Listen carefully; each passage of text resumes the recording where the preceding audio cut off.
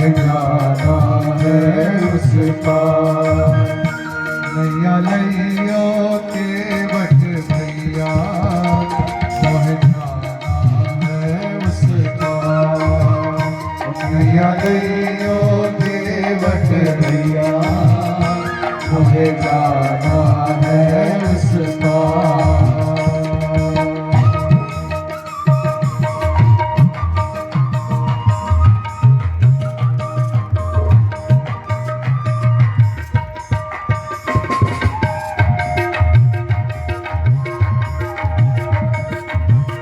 सभी मिली ताली बजाते हुए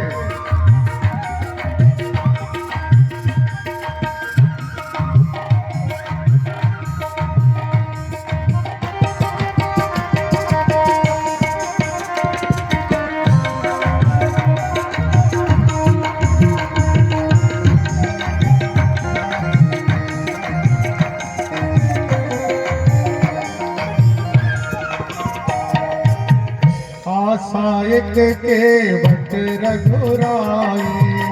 आशायक के रघुराई बोला हाथ जोड़ सिर नाई।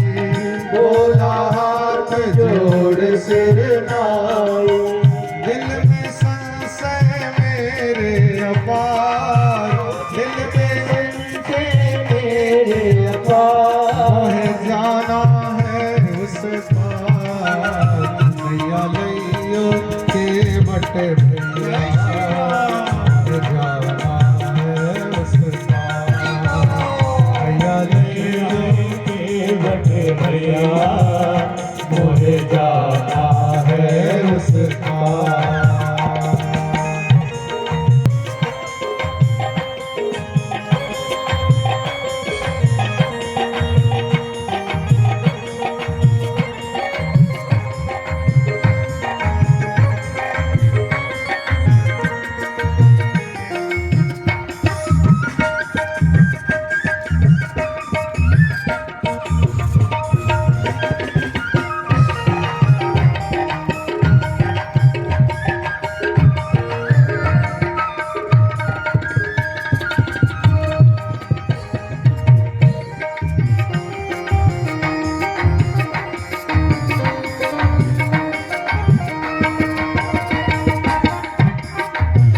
बोले रामचंद्र मृदुबानी।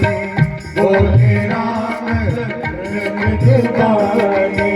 कर लेके वट को मन मानी। ओ कर लेके वट को मन मानी।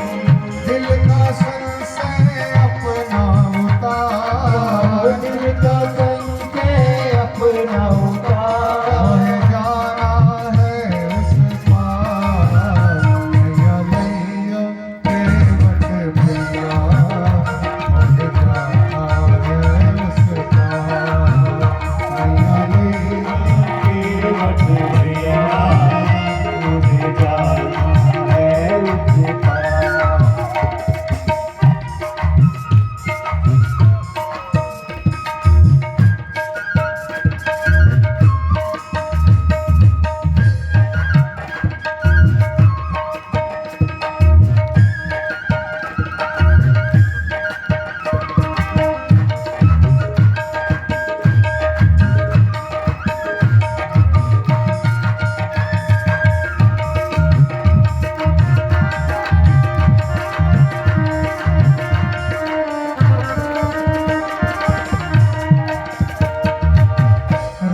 लखन संग सीता मैया।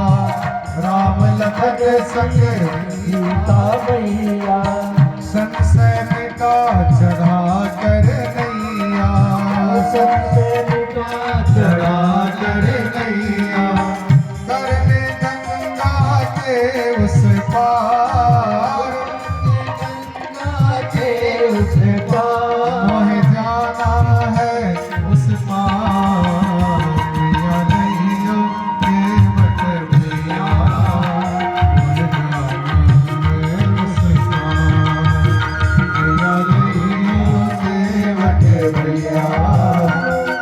जाना है उस पार।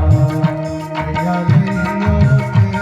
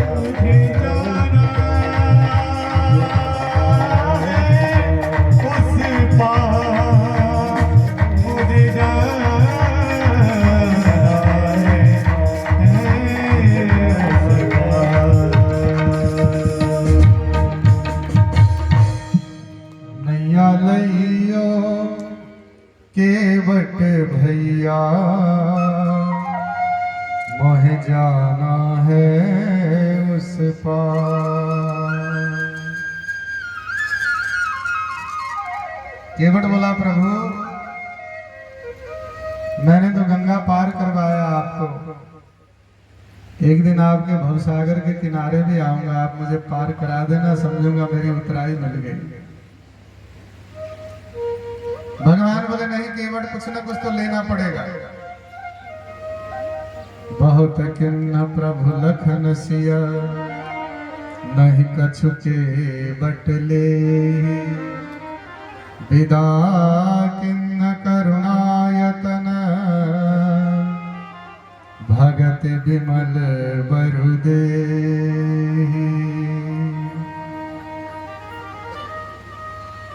यानी भगवान केवट को ऐसा नहीं है कि कुछ नहीं दिए, बार बार जब केवट से बोले कि कुछ ले लो कुछ ले लो, तो केवट फिर बुद्धि लगाया। केवट बोला प्रभु कुछ देना ही चाहते हो ना, तो फिरती बार मोही जो देवा सो प्रसाद में सिर धरी लेवा। यानी भगवान को बांध लिया कि जब वापस आना है तो रास्ता नहीं बदलना, वापस आना तो इसी रास्ते आना, उस समय जो दे दोगे मैं प्रसाद समझ करके ले लूंगा। भगवान बोले अभी तो ले लो, बोले अभी नहीं लेता।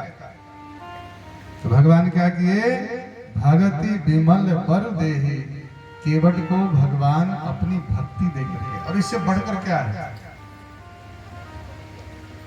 भगति विमल पर देहि, विमल भक्ति दे करके केवट को आगे बढ़े हैं।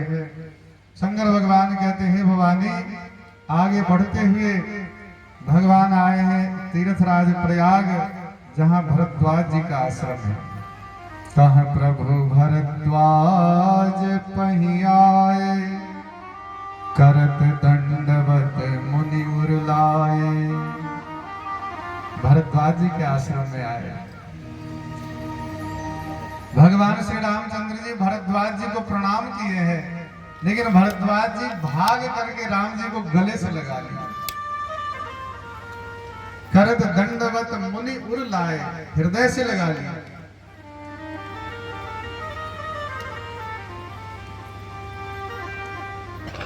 शंकर भगवान कहते हैं भवानी रात्रि में विश्राम किए हैं, कंद मूल फल जितना स्वागत है भरद्वाज जी ने भगवान का किया है, सुंदर चर्चा हुई है। तब प्रभु भरद्वाज पहियाए, करत दंडवत मुनि उर लाए। मुनि मन मोद न कछु कही जाए, ब्रह्मानंद राशि जनु पाए। आज भरद्वाज जी को प्रसन्नता की सीमा नहीं है। देखो आज भगवान आए। सोचो यदि राम राजगद्दी पर बैठ जाते थे ऋषि मुनियों को राम दर्शन का लाभ कैसे मिलता।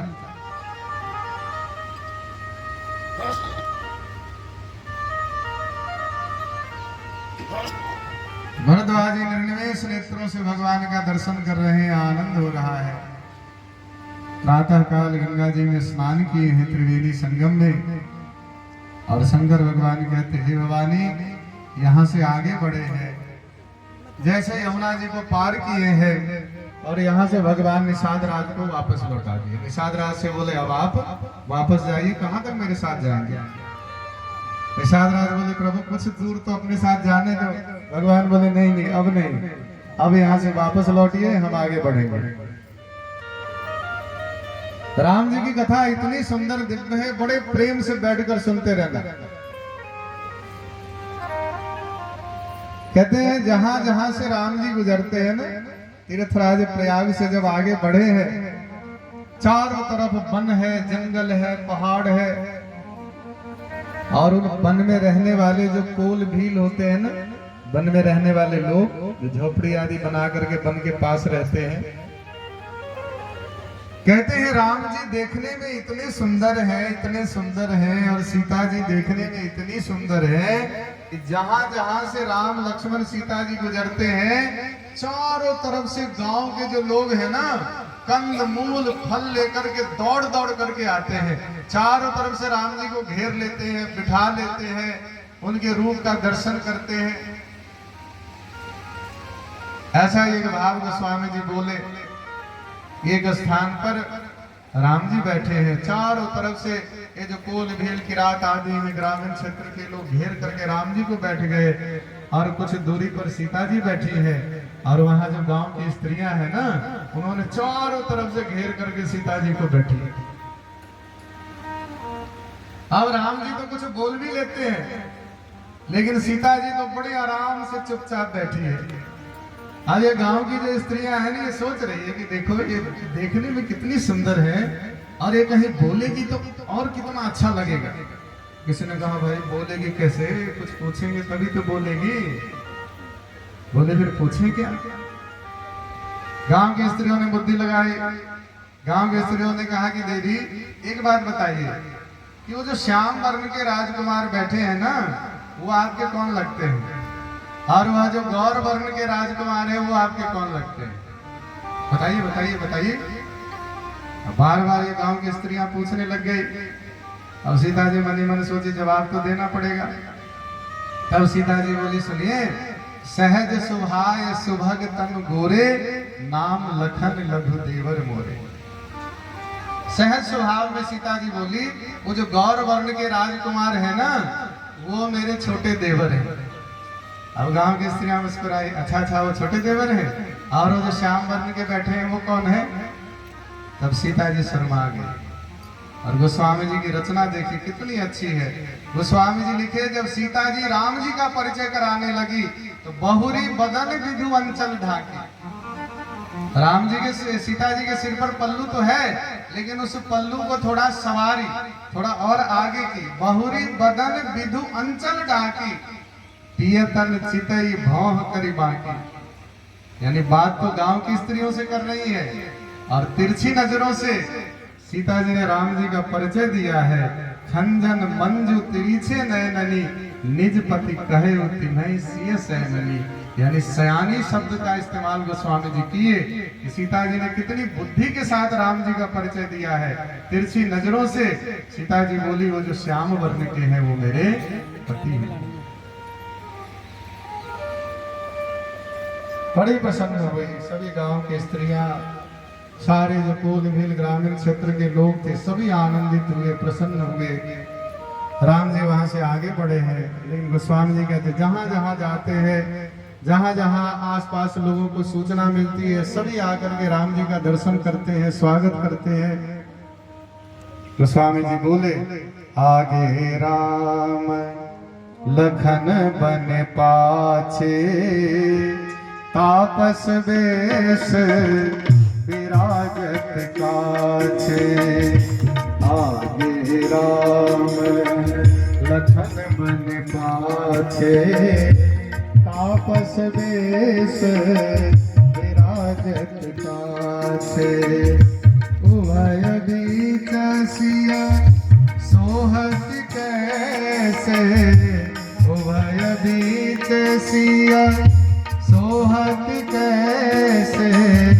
ब्रह्म जीव बिच कैसे, ब्रह्म जीव बिच माया वैसे।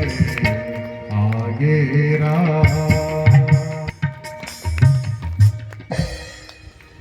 गोस्वामी जी कहते हैं कि आगे राम जी चल रहे हैं और बीच में कौन है? सीता जी है, और पीछे कौन है? लक्ष्मण जी। गोस्वामी जी कहते हैं उभय बीच श्री सोहति कैसे, ब्रह्म जीव बिच माया जैसे। राम जी को गोस्वामी जी कहते हैं ब्रह्म है, सीता जी को कहते हैं ये माया है, और लक्ष्मण जी को कहते हैं जीव है। जीवन की हमारी क्रिया भी ऐसी होनी चाहिए। हम भी अपने जीवन में ब्रह्म यानी ईश्वर को आगे लेकर के चले। बीच में भगवान की माया है हमारा, लेकिन हमने और आपने तो क्रम को ही बिगाड़ रखा है। आप सुन रहे हो, हमने आपने क्या किया है? भगवान की माया को आगे बहुत कर अच्छी दिया है। लगेगी। उसके पीछे हम खुद खड़े हो गए हैं और सबसे जय पीछे श्री भगवान राम को खड़ा कमेंट कर में दिया। जरूर लिखें। जबकि आप जीवन में सबको जय ब्रह्म श्री आगे राम। होने चाहिए। जय श्री राम, जय श्री राम। बीच श्री सुहति कैसे, ब्रह्म जीव बिच माया जैसे। हमारे जीवन की क्रिया भी ऐसी ही होनी चाहिए। आगे ईश्वर हो, परमात्मा हो, बीच में सीता रूपी माया, सीता जी को सात्विक माया कहा गया है। ये वह माया है जो भगवान से मिलाने वाली माया है। एक माया तो सूर्पनखा भी बन करके आए थे, लेकिन ऐसी माया तो भगवान से दूर कर देती है। शंकर भगवान बोले, हे भवानी, आगे बढ़े हैं और आगे वाल्मीकि जी का आश्रम आया।